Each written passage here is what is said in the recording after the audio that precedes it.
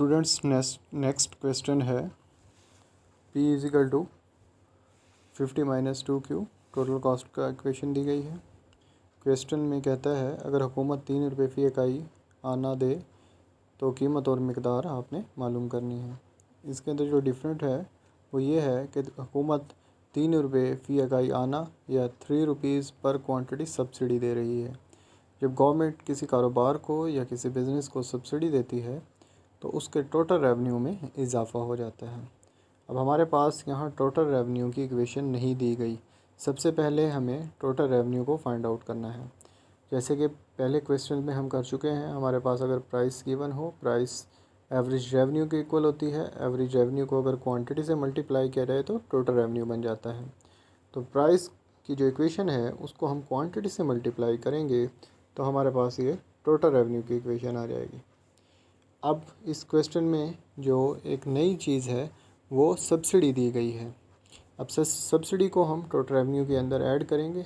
ये मैंने subsidy 3Q को ऐड किया तो जो टोटल रेवेन्यू है वो 53Q, 50 से क्या हो गया है 53Q माइनस 2Q का स्क्वायर। अब जो ये टोटल रेवेन्यू है ये मेरे पास सब्सिडी के साथ है। अब हमें सबसे पहले क्या फाइंड आउट करना है, जैसे कि हम प्रीवियस क्वेश्चन में कर चुके हैं, प्रॉफिट को फाइंड आउट करना होता है। प्रॉफिट क्या होता है, total revenue minus total cost. Total revenue के नीचे टोटल रेवेन्यू की इक्वेशन को पुट करेंगे, टोटल कॉस्ट के नीचे टोटल कॉस्ट की इक्वेशन को, इसको हम सॉल्व करेंगे तो ये मेरे पास प्रॉफिट की इक्वेशन आ गई। अब इसका हम क्या करेंगे, फर्स्ट डेरिवेटिव लेंगे। फर्स्ट डेरिवेटिव लिया तो वो आया है -3Q square plus 16Q minus 2। उसको पहले डेरिवेटिव को हम 0 के इक्वल पुट करेंगे। अब क्वाड्रिक हमारे पास इक्वेशन है, इसको हम क्वाड्रिक फार्मूले के ज़रिए हल कर रहे हैं। A की वैल्यू -3, B की वैल्यू 16, C की वैल्यू -2। क्वाड्रिक इक्वेशन के अंदर, क्वाड्रिक फार्मूले के अंदर वैल्यूज़ को पुट करेंगे। -B की वैल्यू 16 है, A की वैल्यू -3 है, C की वैल्यू -2 है। इन वैल्यूज़ को पुट करने के बाद हम क्वांटिटीज़ को फाइंड आउट करेंगे। जब क्वाड्रिक फार्मूले के ज़रिए क्वाड्रिक इक्वेशन को हल किया, मेरे पास 2 क्वांटिटीज़ आ गई। Q is equal to 0.12, Q is equal to 5.2। अब मुझे ये नहीं पता कि किस क्वांटिटी के ऊपर मेरा प्रॉफिट मैक्सिमम है और किस क्वांटिटी के ऊपर मेरा प्रॉफिट मिनिमम है। ये फाइंड आउट करने के लिए हमें पहले डेरिवेटिव का सेकंड डेरिवेटिव लेना पड़ेगा। सेकंड डेरिवेटिव लिया तो वो आया -6Q प्लस 16। उसको मैंने 2 टाइम लिख दिया क्योंकि मेरे पास क्वांटिटीज़ कितनी हैं, 2 मेरे पास क्वांटिटीज़ हैं।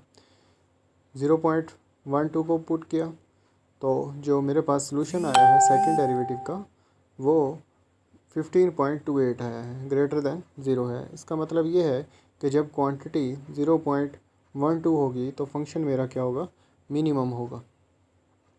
दूसरी साइड्स पर जब मैंने 5.2 को पुट किया तो मेरे पास जो सॉल्यूशन आया है वो आया है -16.2 लेस दैन 0 है। तो इसका मतलब ये हुआ कि जब क्वांटिटी 5.2 है तो मेरा जो फंक्शन है वो क्या होगा, मैक्सिमम होगा। तो मुझे मैक्सिमम ही फंक्शन रिक्वायर्ड है क्योंकि प्रॉफिट क्या फाइंड आउट करना होता है, मैक्सिमम फाइंड आउट करना होता है। तो क्वांटिटी 5.2 होगी तो प्रॉफिट क्या होगा, मैक्सिमम होगा।